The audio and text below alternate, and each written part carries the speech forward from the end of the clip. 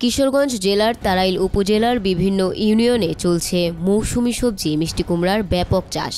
সরেজমিনে দেখা যায় যে তাড়াইল উপজেলার জাওয়ার ইউনিয়নের প্রায় সব জমিতে মিষ্টি কুমড়ার ব্যাপক চাষ হয়েছে।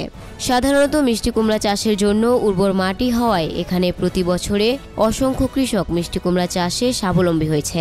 এজন্য দিন দিন এই চাষের পরিমাণ বেড়েই চলেছে।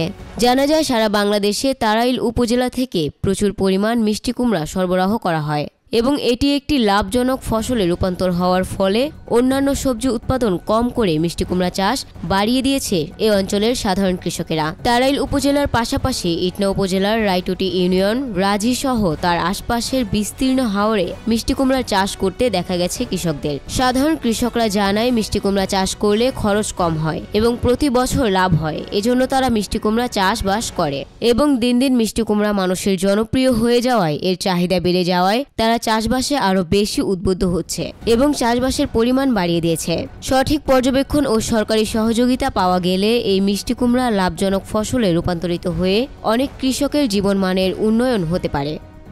Desk report, news Times.